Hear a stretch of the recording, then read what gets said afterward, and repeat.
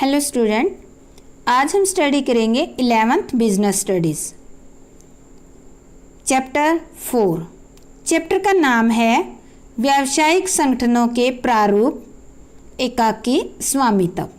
देखो, व्यावसायिक संगठन जो होते हैं उनके कई प्रारूप, कई फॉर्म्स होते हैं। उनमें से आज हम केवल एकाकी स्वामित्व यानी कि सोल प्रोप्राइटरशिप के बारे में ही स्टडी करेंगे।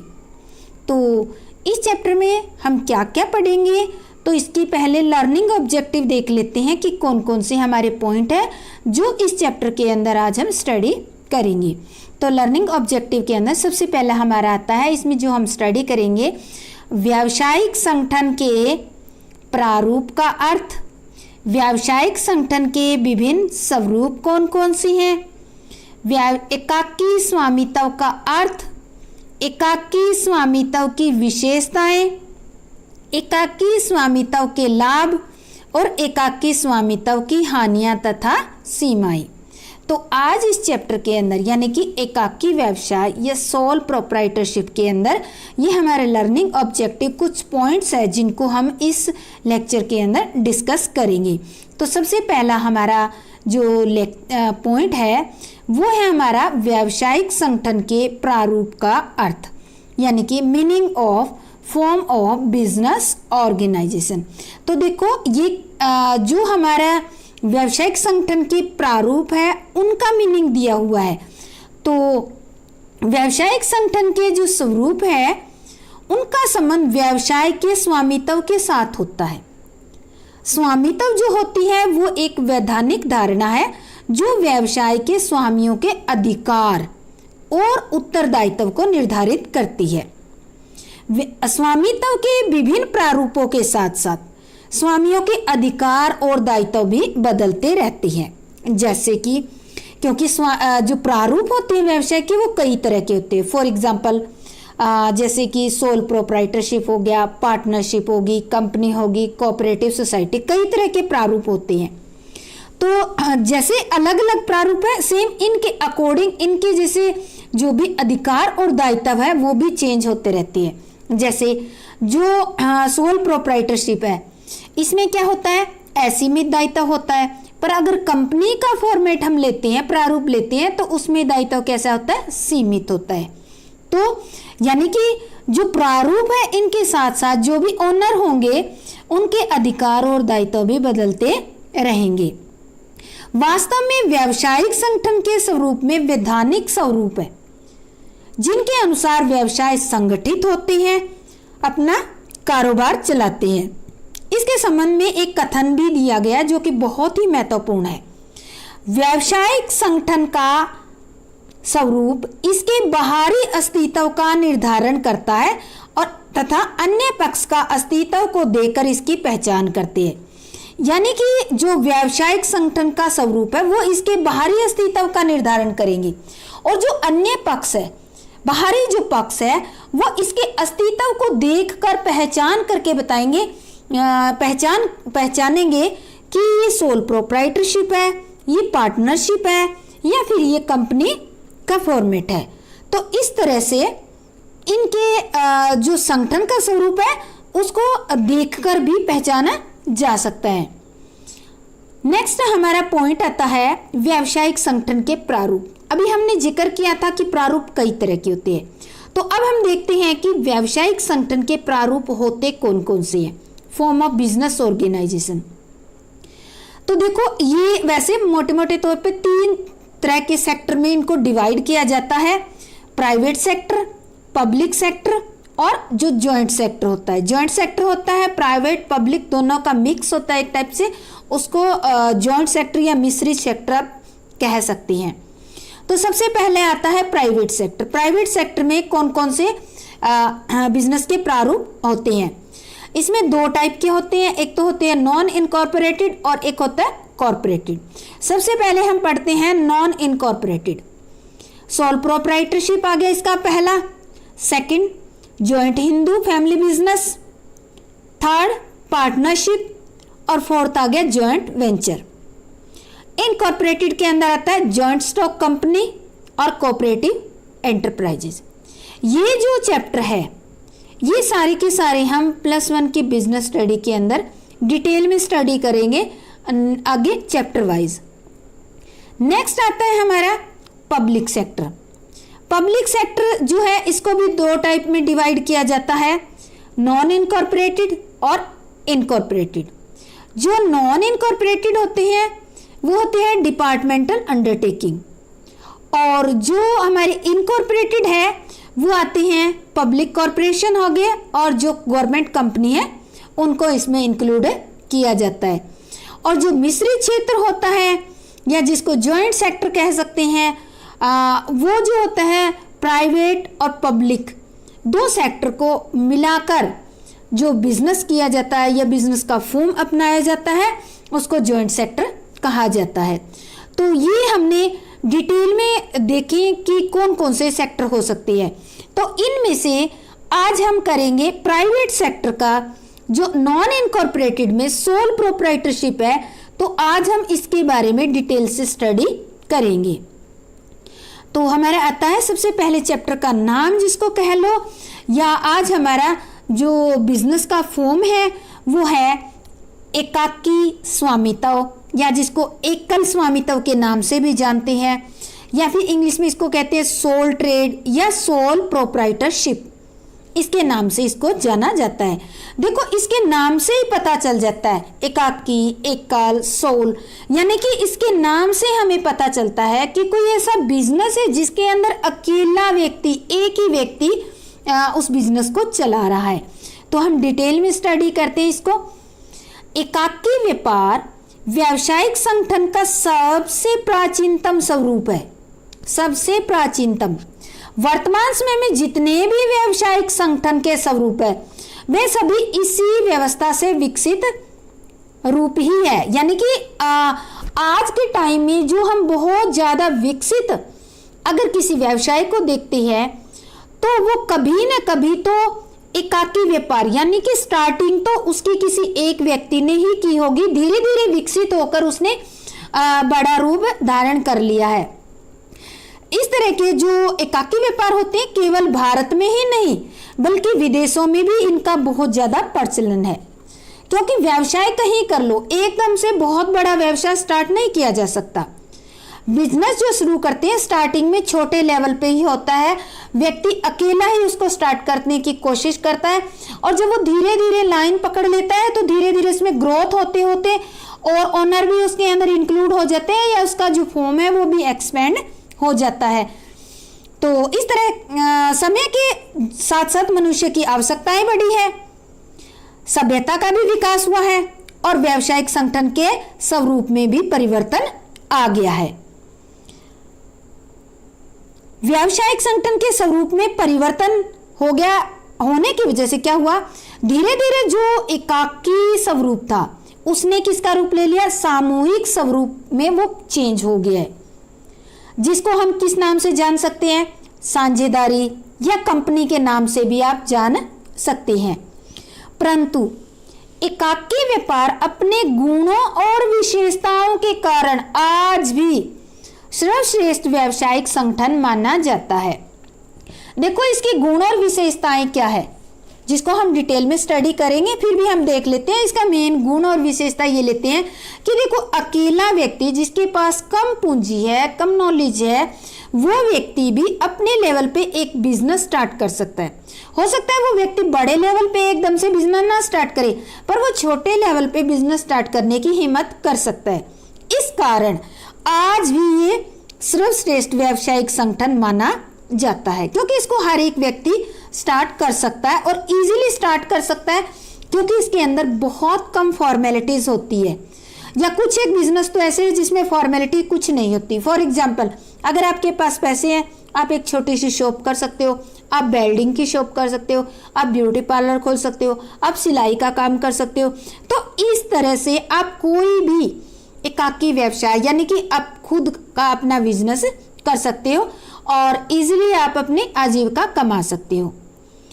इसके बाद आता है एकाकी स्वामित्व का अर्थ क्या है, मीनिंग ऑफ सोल प्रोप्राइटरशिप। एकाकी व्यापार व्यावसायिक संगठन का वह स्वरूप है जिसको एक व्यक्ति स्टार्ट करता है, एक व्यक्ति स्थापित करता है। देखो इसके नाम से पता चलता था, पर अब इन्होंने दे रखा है कि एक व्यक्ति स्थापित करता है। अब देखो इसकी खास बातें हैं, वो है वह स्वयं ही आवश्यक पूंजी लगाता है, यानी कि इस बिजनेस को करने के लिए जितनी कैपिटल की जरूरत होगी वो खुद ही लगाएगा।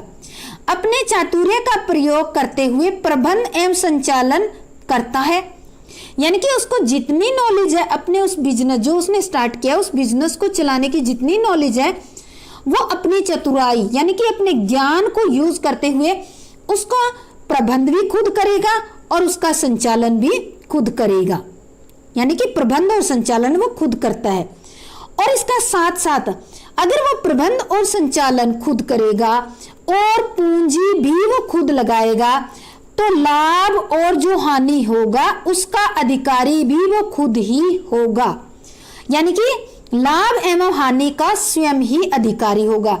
लाभ होगा तो सारा का सारा उसी को मिलेगा, हानि होगी तो भी उसी को ही मिलेगी। ऐसे व्यवसायी को एकाकी व्यापारी कहा जाता है। ऐसा इस तरह का कोई व्यवसाय करता है तो उसको क्या कहा जाता है? एकाकी व्यापारी कहा जाता है। और इस तरह का जो व्यापार होता है उसको एकाकी व्यापार के नाम से जाना जाता है। एकाकी व्यापारी अपने व्यापार में अन्य लोगों की सहायता ले सकता है। अब देखो यहां आ गया, अकेला व्यक्ति पूंजी लगाता है, प्रबंध संचालन खुद करता है। इसका मतलब ये नहीं है कि वो सारा काम अकेला करेगा। हाँ, वो मैनेजर नियुक्त कर सकता है, वो कर्मचारियों की नियुक्ति कर सकता है, वो हेल्प ले सकता है, बट वो पूंजी खुद की ही लगाएगा या फिर उधार पर लेगा और जितना प्रॉफिट लॉस होगा वो उसको ही मिलेगा, उसमें किसी की शेयरिंग नहीं होगी। इस कारण से इसको एकाकी व्यापार कहा जाता है। एकाकी व्यापारी अपने व्यापार में अन्य लोगों की सहायता ले सकता है, कर्मचारी नियुक्त कर सकता है, लेकिन चाहे वो अपने व्यापार में अन्य व्यक्तियों की सहायता ले ले, कर्मचारी नियुक्त कर ले, लेकिन अंतिम उत्तरदायित्व जो है वो किसका रहेगा? एकाकी व्यापारी का ही रहेगा। अगर वो सक्सेसफुल हो गया, प्रॉफिट हो गया, तो उसका उत्तरदायी भी वो खुद है। अगर हानि हो जाती है तो उसका उत्तरदायी भी वो खुद होगा। किसी कर्मचारी या जिसकी आप हेल्प ले रहे हो उसको उत्तरदायी नहीं ठहरा सकते। दूसरी बात, मुख्य बात यह आ जाती है कि अगर पूंजी के संबंध में हम लेते हैं तो पूंजी के संबंध में एकाकी व्यापार में एक ही व्यक्ति की पूंजी होने का अभिप्राय यह है कि पूंजी में अन्य किसी व्यक्ति की भागीदारी नहीं हो सकती, यानी कि पूंजी वो खुद की ही लगाएगा, लेकिन अन्य व्यक्तियों से वो ऋण के रूप में सहायता ले सकता है या ऋण के रूप में वो पूंजी ले सकता है। इस पे कोई प्रतिबंध नहीं है। नेक्स्ट हमारा पॉइंट है एकाकी स्वामित्व की परिभाषा, डेफिनेशन ऑफ सोल प्रोप्राइटरशिप। यह परिभाषा दी है डॉक्टर जॉन ए शुबिन के शब्दों में, एकाकी स्वामित्व वाले व्यवसाय के अंतर्गत एक ही व्यक्ति व्यवसाय का संगठन करता है। वो केवल उसका स्वामी ही नहीं होता, वह अपने स्वयं के नाम से व्यवसाय का संचालन भी करता है। यानी कि ये नहीं कह सकते कि वो उसका स्वामी ही है, केवल वो अपने उस जो व्यवसाय चला रहा है वो अपने नाम से ही चलाएगा, कंप्लीटली जिम्मेदार होगा वो अपने व्यवसाय के सक्सेस और फेल्योर के लिए। नेक्स्ट आता है एकाकी स्वामित्व के लक्षण, फीचर्स ऑफ सोल प्रोप्राइटरशिप। तो देखो इसके कई फीचर्स हैं जिनको आप लक्षण कहते हैं। सबसे पहला आता है इंडिविजुअल ऑनरशिप, एकाकी स्वामित्व। एकाकी व्यापार की सबसे पहली विशेषता यह है कि इस पर एक ही व्यक्ति का स्वामित्व होता है, अर्थात व्यवसाय की सारी संपत्ति, जितने भी संसाधन होते हैं वो सारे के सारे अकेले व्यक्ति के होते हैं, या हम यूं कह सकते हैं कि व्यवसाय की एकाकी व्यापार के जितनी भी संपत्ति और जो संसाधन होते हैं उनका जो स्वामी होता है वो अकेला जो व्यवसाय करने वाला व्यक्ति है वही उनका ओनर होता है। नेक्स्ट है एकाकी प्रबंध, सोल मैनेजमेंट। एकाकी व्यापार में स्वामी ही साधारणतः प्रबंध का कार्य करता है, क्योंकि पूंजी वो लगाता है, प्रबंध संचालन सब कुछ करता है, तो प्रबंध का कार्य भी उसी को ही करना है। लेकिन व्यवसाय का क्षेत्र अगर बहुत ज्यादा बढ़ जाता है तो वो प्रबंधकों की नियुक्ति कर सकता है। अब यहाँ पर विशेष बात यह है कि प्रबंधकों के द्वारा जो भी कार्य किया जाएगा उनके लिए जो सोल ट्रेडर है या जो एकाकी व्यापारी है वो खुद उत्तरदायी होगा उन डिसीजन के लिए, क्योंकि जो प्रबंधक है उनका काम होता है प्रबंध करना। अगर बाई चांस उसके अंदर फेल्योर हो जाता है तो प्रबंधकों को दोष नहीं देगा, उसके लिए वो स्वयं उत्तरदायी होगा। अनलिमिटेड लायबिलिटीज यानी कि असीमित दायित्व। एकाकी व्यापारी का दायित्व व्यवसाय में विनियोजित पूंजी से अधिक हो सकता है। अब देखो, पूंजी विनियोजित की है 1 लाख, उसका दायित्व 1 लाख से अधिक हो सकता है। कैसे हो सकता है? अर्थात यदि व्यवसाय में अधिक हानि हो जाए और व्यवसाय की संपत्तियों में से दायित्वों का पूरा भुगतान करना संभव न हो तो एकाकी व्यापारी की न केवल घरेलू संपत्तियों का प्रयोग व्यवसाय के दायित्वों के भुगतान के लिए किया जाता बल्कि उसको दिवालिया घोषित भी किया जा सकता है कई बार। जैसे कि मान लेते हैं कि व्यवसाय में एकाकी व्यापार ने 1 लाख रुपए लगाए हैं, ठीक है, बिजनेस में लॉस हो गया इसको 2 लाख रुपए, तो 1 लाख तो इससे पेमेंट कर देगा, पर लॉस कितना है 2 लाख रुपए, तो 1 लाख रुपए उसको उसकी पर्सनल जो प्रॉपर्टी है उसमें से पे करने पड़ेंगे। बाई चांस अगर उसकी पर्सनल प्रॉपर्टी यानी कि व्यक्तिगत प्रॉपर्टी कम है तो उसको दिवालिया घोषित भी किया जा सकता है। नंबर 4 आता है व्यवसाय की चयन की स्वतंत्रता, freedom in selection of business. एकाकी व्यवसायी अपनी इच्छा अनुसार किसी भी व्यवसाय को चुन सकता है। व्यवसाय के अन्य स्वरूपों में अनेक लोगों की राय से ही व्यवसाय का चयन होता है। देखो, हमने स्टार्टिंग में फॉर्म्स पढ़े थे ना, प्रारूप पढ़े थे हमने, तो इन सभी प्रारूपों में जैसे प्रारूप एकल स्वामित्व हो गया, साझेदारी कंपनी होगी, इन सभी प्रारूप के अंदर केवल एकाकी व्यापार ही एक ऐसा व्यापार है जिसमें व्यक्ति अपनी इच्छा अनुसार चुन सकता है व्यवसाय। बाकी जितने भी प्रारूप है उन सब में एक्सपर्ट्स की सलाह लेनी पड़ती है, उनकी सलाह लेकर ही व्यवसाय का चयन किया जा सकता है। इस प्रकार अन्य लोगों का दबाव न होने के कारण वह अपनी रुचि के अनुसार व्यवसाय का चुनाव कर सकता है और अगर भविष्य में उसको जरूरत पड़ती है तो वो बिना किसी कठिनाई के उसमें परिवर्तन भी कर सकता है। क्यों?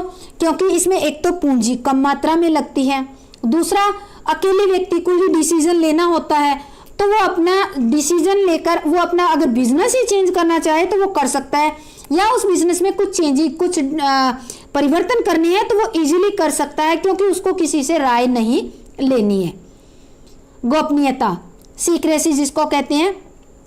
एकाकी व्यापार की एक और विशेषता जो व्यावसायिक संगठन के अन्य किसी प्रारूप में नहीं है, जो गोपनीयता है वो किसी भी प्रारूप में नहीं है, केवल एकाकी व्यापार में है।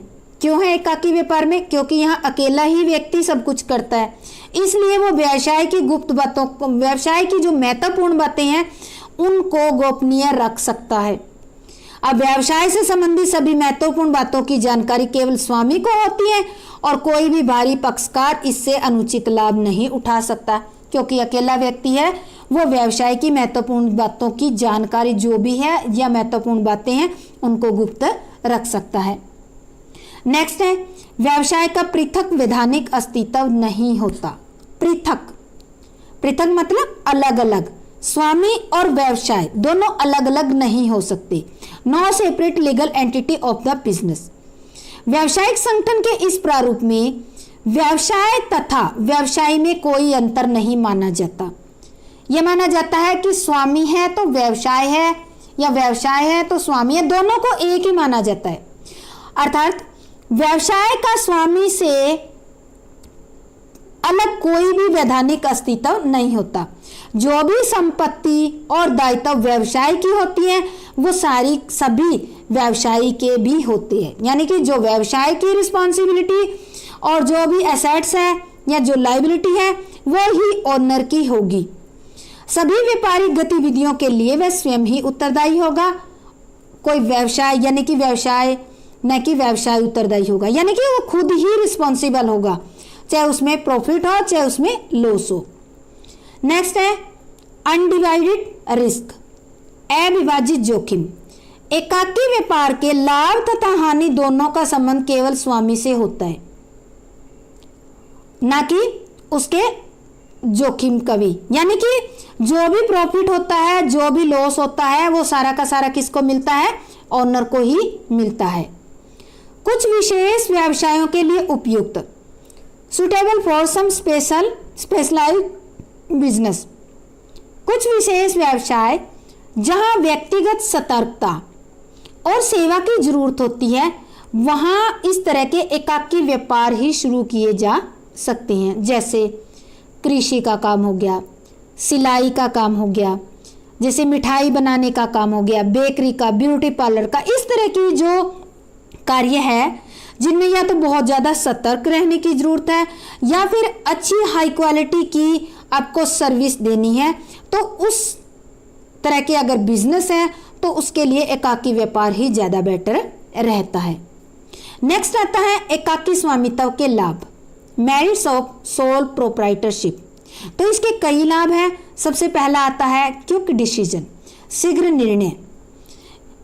एकाकी व्यापारी अकेला ही समस्त व्यापार को संचालित करता है, उसे किसी से परामर्श लेने की आवश्यकता नहीं होती और वो बिना किसी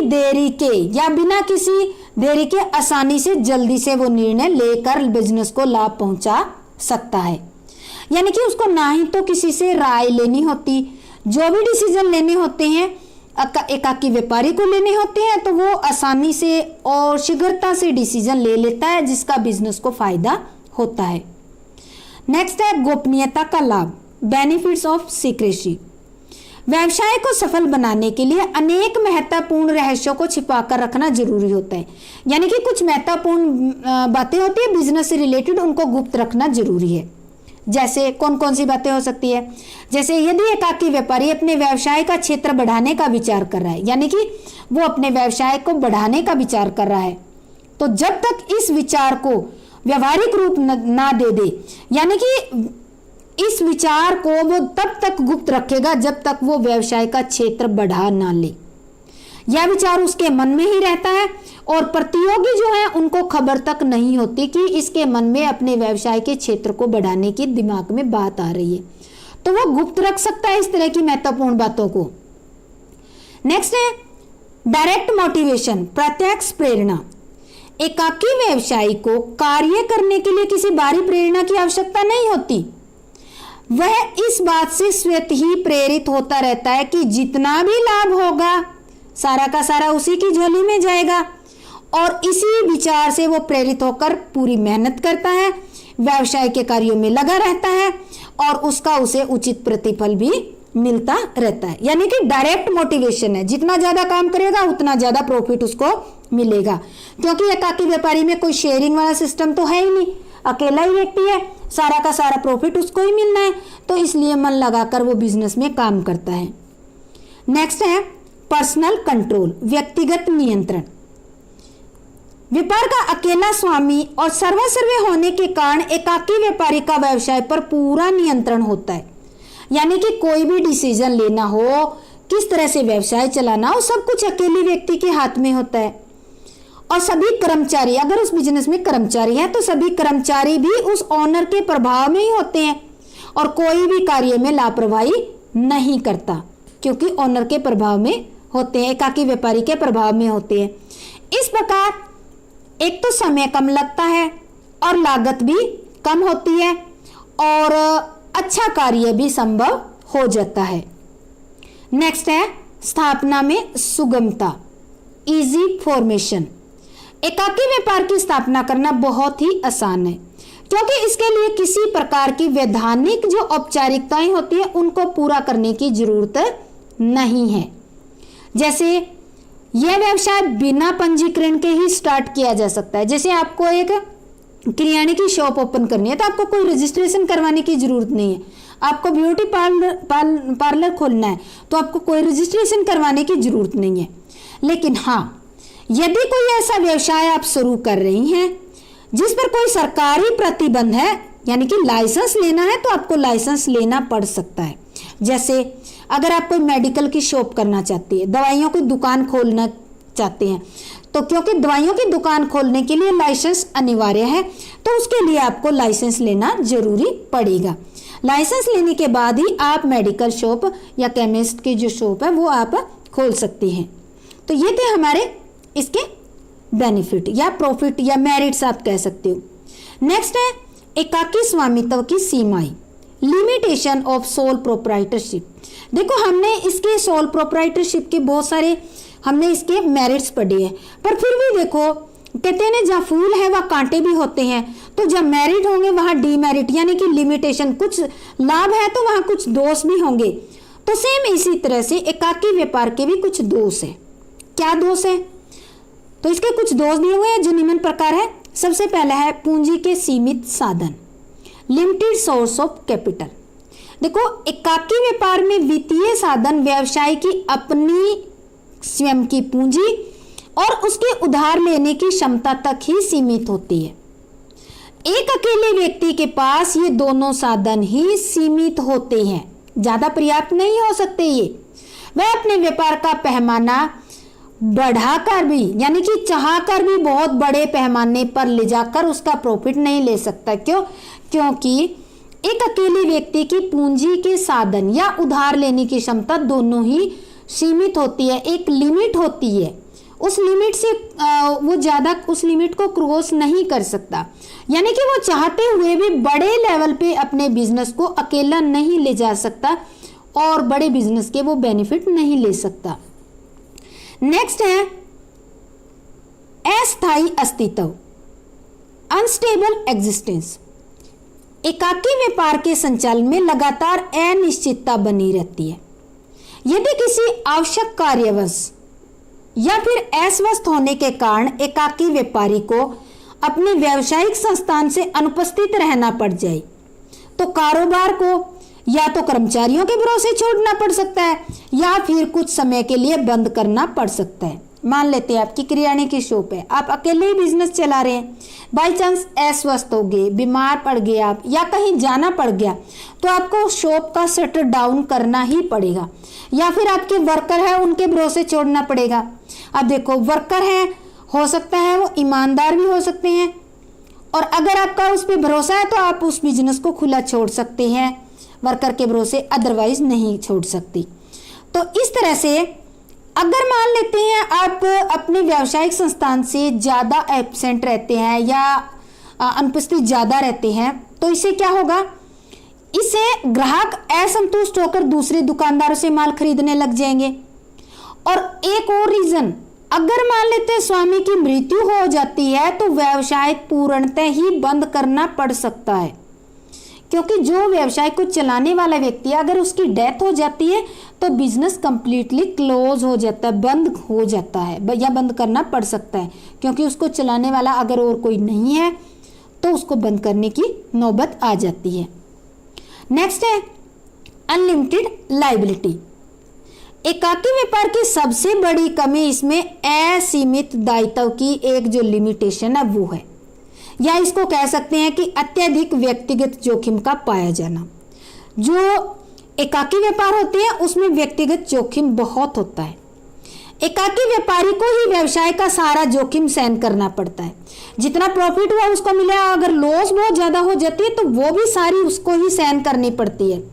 यदि किसी कारणवश व्यवसाय सफल हो जाए तो व्यवसाय का असफल हो जाए, अगर असफल हो जाता है बाई चांस किसी कारण से तो व्यवसाय का सब कुछ चला जाता है और यहाँ तक कि कई बार तो उसके घर की या हम ये कहते हैं कि उसका पर्सनल प्रॉपर्टी है या घर का सामान तक बिक जाता है। ऐसे में दायित्व का दोष एकाकी व्यापारी के विकास में एक बहुत बड़ी बाधा है, क्योंकि इससे क्या होता है, अगर बहुत ज्यादा जोखिम हो गया तो व्यापारी की पर्सनल प्रॉपर्टी यानी कि घर तक का सामान बिक जाता है। इस कारण से ये कहा जाता है कि जो अनलिमिटेड लायबिलिटी है या असीमित दायित्व है ये एकाकी व्यापार के विकास में बहुत बड़ी समस्या है या बाधा है, या आप उसको लिमिटेशन भी कह सकती है, दोष है। असंतुलित प्रबंध, अनबैलेंस्ड मैनेजमेंट। एकाकी व्यापार को व्यवसाय में की जाने वाली विभिन्न क्रियाओं, जैसे विभिन्न क्रियाएं कौन कौन सी होती है। एक व्यापार आप कर रहे हो तो आपको उसमें क्रय भी करना होगा, विक्रय भी, उत्पादन भी, विपणन भी, वित्त, सारी की सारी ये जितनी क्रियाएं हैं, ये सारी क्रियाएं किसको करनी होगी, स्वयं को ही करनी पड़ती है। और आपको पता है कि कोई भी व्यक्ति इतना सक्षम नहीं हो सकता कि इन सभी क्रियाओं को वो बहुत अच्छे ढंग से हैंडल कर ले। हो सकता है वो क्रय में एक्सपर्ट हो, तो जरूरी नहीं कि वो विक्रय में भी एक्सपर्ट हो सकता है वो उत्पादन में एक्सपर्ट हो, तो जरूरी नहीं है कि वो विपणन में भी एक्सपर्ट हो। तो इस तरह से उसको सारी एक्टिविटी करनी पड़ती है, तो जरूरी नहीं है कि वो सक्षम हो।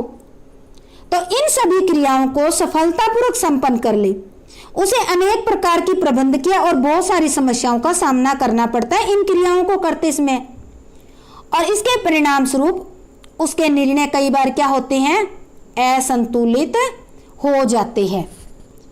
क्योंकि निर्णय अगर बहुत सारी क्रियाओं के बारे में वो खुद ही डिसीजन लेगा तो हो सकता है 4 एक्टिविटी के बारे में डिसीजन बैलेंस ले ले, हो सकता है एक एक्टिविटी के बारे में अगर उसका डिसीजन गलत हो गया तो बिजनेस में बहुत बड़ा नुकसान होने के चांस हो जाएंगे। अब आता है संक्षेप में, हमने ऊपर इसकी लिमिटेशन पढ़ी है। उपरोक्त सभी सीमाएं जो है एकाकी व्यापार के विकास में बाधा बनकर खड़ी हुई है, लेकिन इन सभी बाधाओं के बाद भी एकाकी व्यापार का महत्व कम करके नहीं आंका जा सकता। तो ये एकाकी व्यापार है, ये जो व्यवसाय है इसका सबसे प्रचलित, पुराना और बहुत ही ये कह सकते हैं कि सर्वश्रेष्ठ व्यवसाय का प्रारूप है। तो आज का हमारा ये चैप्टर एकाकी व्यापार का कंप्लीट होता है।